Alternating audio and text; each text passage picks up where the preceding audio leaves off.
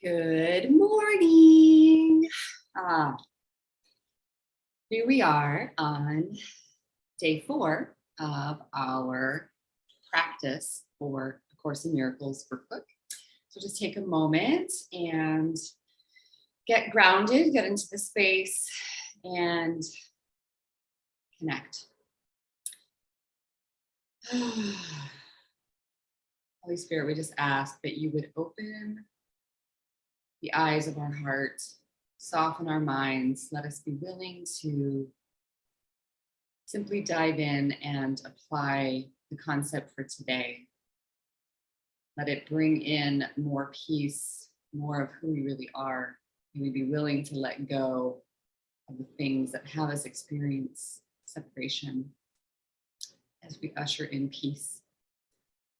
All right, so grab your course if you've got it, or simply listen along as we read today's lesson, lesson 4. These thoughts do not mean anything. They are like the things I see in this room, on this street, from this window, in this place. Again, these thoughts do not mean anything. They are like the things I see in this room, on this street, from this window, in this place. Unlike the preceding ones, these exercises do not begin with the idea for the day. In these practice periods, begin with noting the thoughts that are crossing your mind for about a minute. Then apply the idea to them.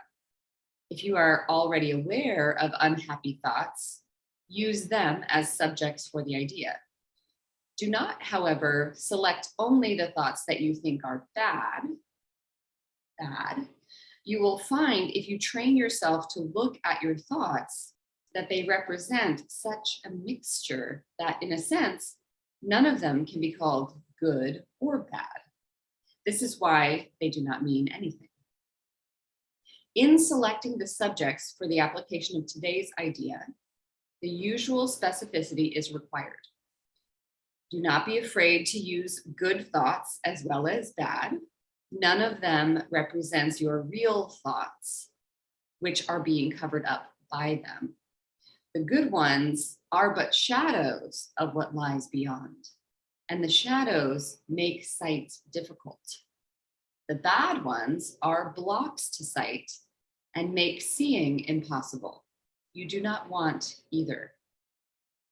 This is a major exercise and will be repeated from time to time in somewhat different form.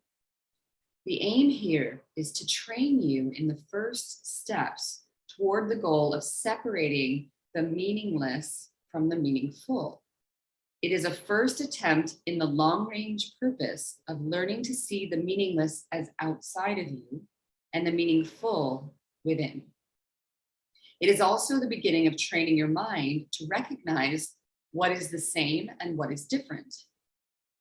In using your thoughts for application of the idea for today, identify each thought by the central figure or event it contains. For example, this thought about blank doesn't mean anything.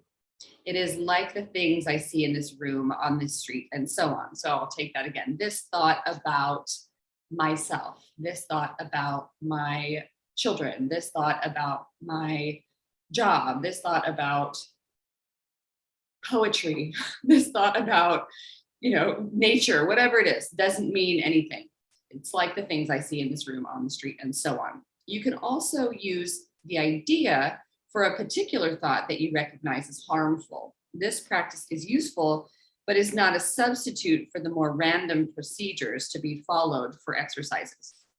Do not, however, examine your mind for more than a minute or so. You are too inexperienced as yet to avoid the tendency to become pointlessly preoccupied. Further, since these exercises are the first of their kind, you may find the suspension of judgment in connection with the thoughts particularly difficult. Do not repeat these exercises more than 3 or 4 times during the day. We will return to them later.